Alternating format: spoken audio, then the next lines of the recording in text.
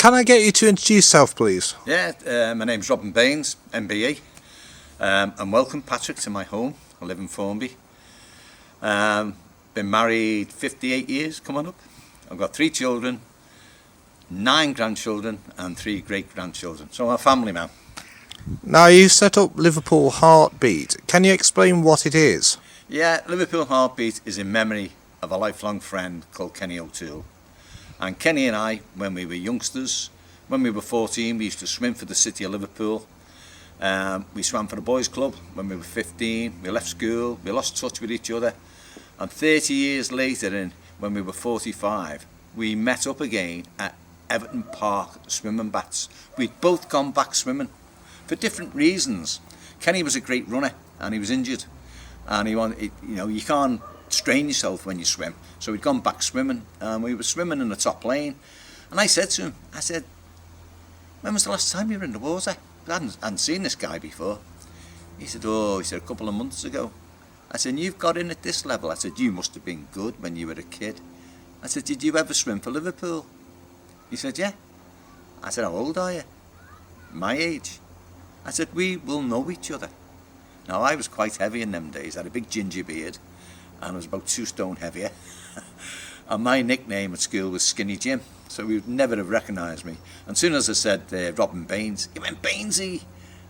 And that was the start of a great friendship again.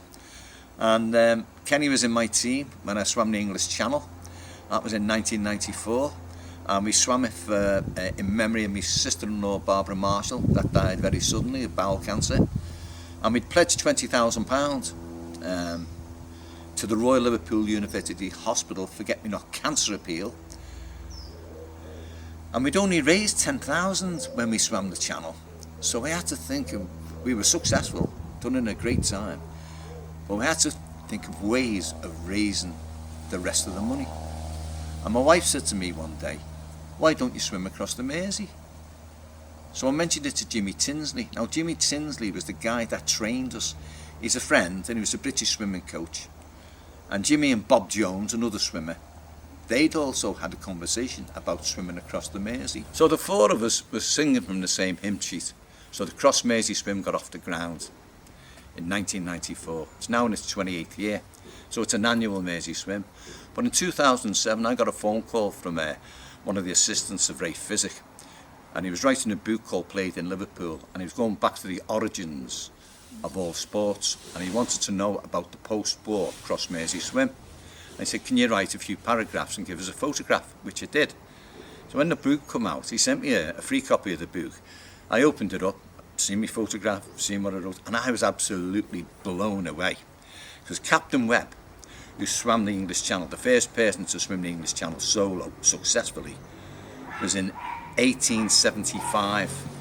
And the year after, in 1876, he started the Cross Mersey swim. Now, at the time, he was living in Wallasey. Although he was born in Shropshire, he was living in Wallasey, and he started the Cross Mersey swim. And that went on for 64 years, right up to the war. And then I read, and this is what really just took me breath away, that the first registered Cross Mersey swim was in the Grand Liverpool Olympic Festival of 1863. What's that about? I asked everyone. Nobody had ever heard of the Olympics in Liverpool. And John Hulley wasn't mentioned in that article, but he was mentioned further back in the book. But in 2010, I got a phone call from my brother. He said, I've met this lady called Rosemary Smith from Much Wenlock. Yeah, and she wants a connection in Liverpool. We were going to sort that, weren't we?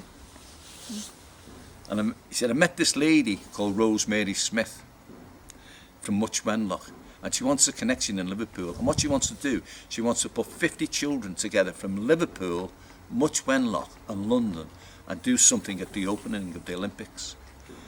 Well, that never happened. But I got all these people to meet Rosemary, but unfortunately she wasn't successful with any of her bids. So what I said to these people, well, why don't we use my charity? I'll raise as much money as I can and we'll do as many events as we can with young people. Well, I eventually raised £70,000 that year. I'd done 17 major events, and reached 10,000 young people. Most of them got medals and certificates. And it was always about this guy, John Hulley. Because when I found out about John Hulley, Rosemary Smith told me that he organised 4 Olympic festivals in Liverpool, 2 in North Wales. He built a gymnasium. He got a syndicate of 10 business people, issued 10,000 shares, got this gymnasium built in Liverpool in Myrtle Street, had a partner called Charles Pierre Melly, and Charles Pierre Melly put all the water fountains in Liverpool, stopped a lot of the disease. He joined up with Hulley and they opened the Liverpool Athletic Club at the beginning of 1862, and that was his first Olympic festival. It was in 1862, 1863, 1864, 1867, and he had 2, 1865 and 1866 in Llandudno on the side of the Great Hall. But when they opened that gymnasium on the 6th of November in 1865, they had the inaugural meeting of the National Olympian Association, chaired by John Hulley. And also at that meeting was Dr. William Penny Brooks from Much Wenlock and Ernst George Ravenstein from London. Now Ravenstein was a German, head of the German Gymnastics Society, and John Hulley was a gymnast. These 3 people, obviously it's lost in history now, but we know these 3 people met, and we know they came to this gymnasium, and we know they chaired this meeting. John Hulley chaired this meeting of the first National Olympian Association, which now is the British Olympic Association. So it was the forerunner of the BOA, and it was started in Liverpool.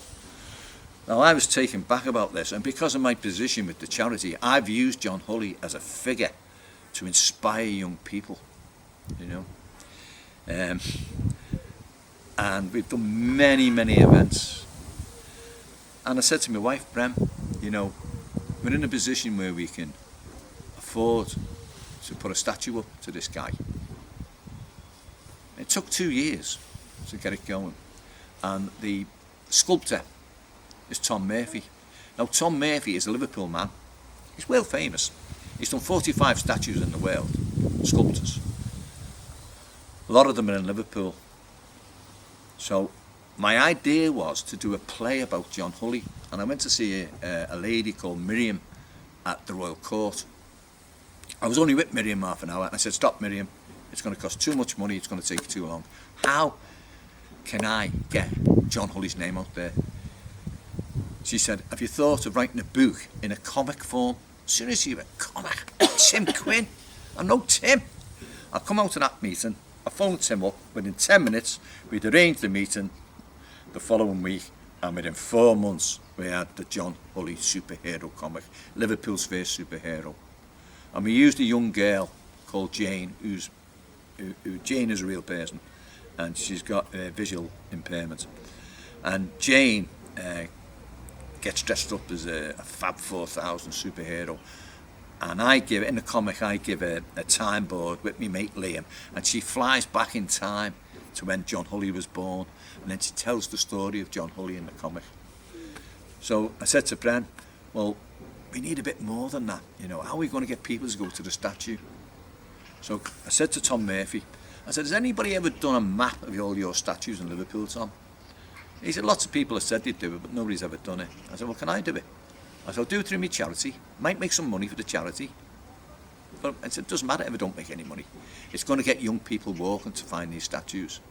So I've done a map, an A2 size map. And following on from that, well, them maps of 10,000 maps have been printed, and they've all gone out right across the city. And we've just done Liverpool Heartbeat have just, through one of our volunteers, Liz Trainer, she's just done a major competition with 5,000 kids in Liverpool. We wrote to every school in Liverpool. We got 50 replies. Those 50 schools took part in this competition. We asked the school to ask the young people to give us their version of what makes them happy. What do they see as the putting the heart into art, or putting the art into art, as in Liverpool Heartbeat, whatever they feel. Anyway, we've got the winners in. We've got 23 winners. Obviously, we went to the different boroughs in Liverpool. Went to the Wirral, Sefton, Knowsley, St Helens, obviously Liverpool and Halton. And we've got the winners now. We've got the first, second and third. And the winner of each borough is going to get an A3 size drawing done by Russ Leach. Now, Russ Leach worked on Doctor Who and Spider-Man and the Hulk. He's an illustrator.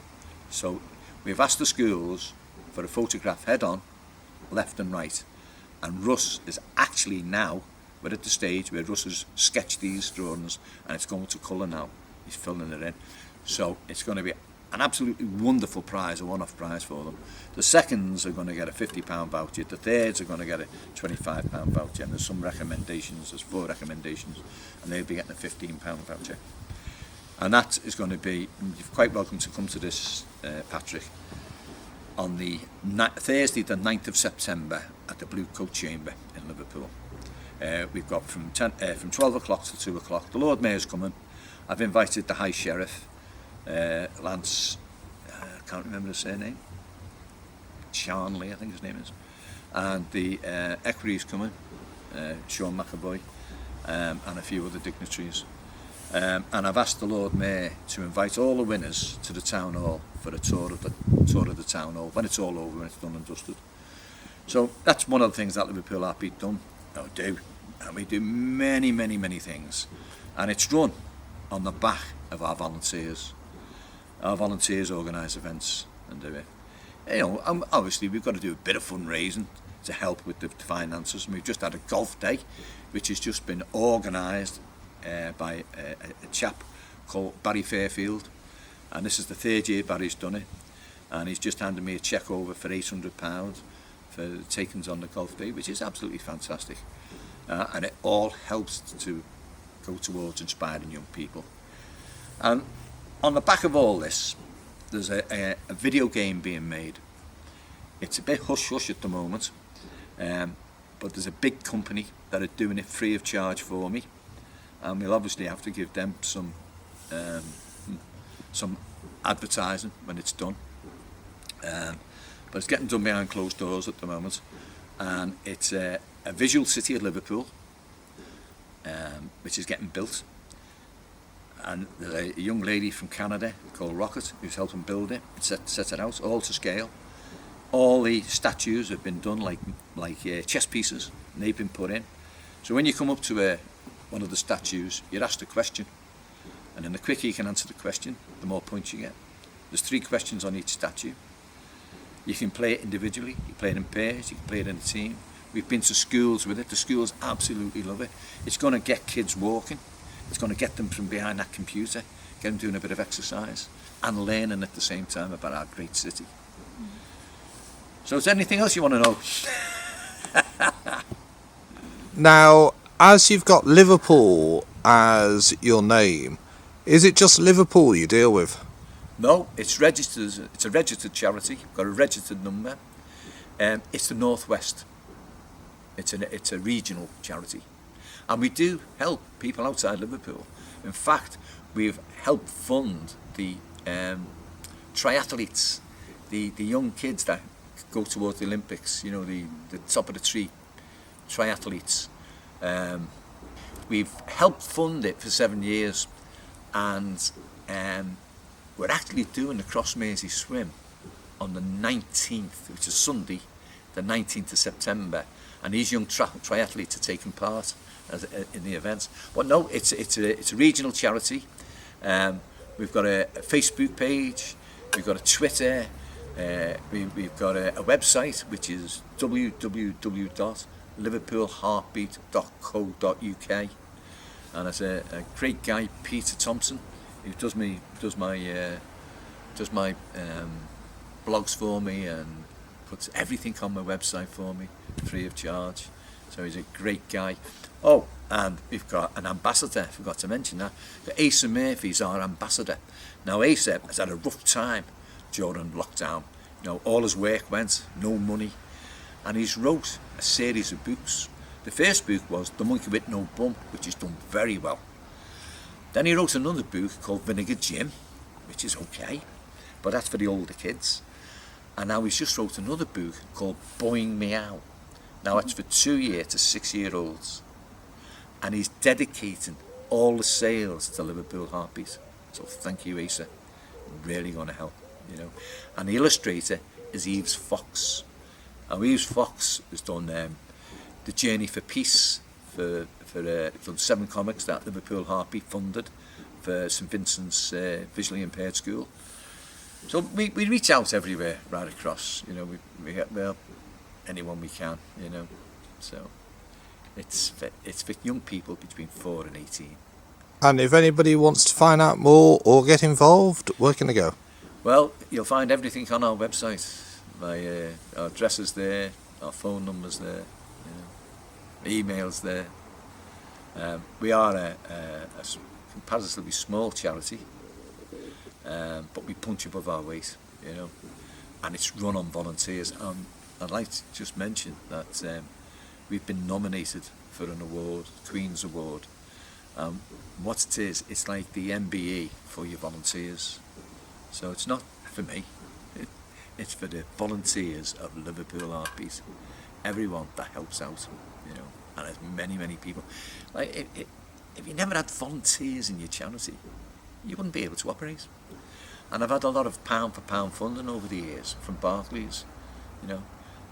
I must have had £20,000 off Barclays over the years, and you know, various dues I've done. You know, I've done the John Hulley Family Fun Day. I've done big black tie dues at the Adelphi, where we sell tickets, and Barclays come and help sell the tickets and get involved. You know, one event they went in goal, we beat the goalie. So they obviously done a pound for pound match funding. I think I got 3,000 that time. So thank you, Barclays, for you know, being generous. And it's Barclay card that gave me the money. So, and you know, I've had donations and a lot of help, you know, from across the year. Like, well, one guy cycled across part of India for me, done an Indian cycle ride and raised money for Liverpool Heartbeat. You know, so there's all sorts. Boxing Day dip, people have gone in for Boxing Day dip and raised money for Liverpool Heartbeat over the years. Cross Mersey Swim's another one, you know. So yeah, dancers, tombolas, you know. Nicola Broadley, she's done lots for the charity. She's another volunteer. You know, she's done the John Hulley Family Fun Day, which I mentioned, which was a massive event, 6,000 people. You know, so just thank everybody, you know, and brings in money, and it continues to help. Like, we don't charge any expenses. There's nothing comes out to charity. Everything that comes in gets spent. There's not a penny used on anything else, you know. So, you know, when you buy a T-shirt, they cost money. You know, you've got to raise money to buy the T-shirt. You know, and I'm very proud to wear this T-shirt. Yeah. So, and I'm very proud of my wife, Brenda. She's my kingpin. She's been there day and night. Everything we've done together. You know, so. It's You've done it. yeah, but you've been there, Prem. You've been there. You've helped me. You give me the inspiration.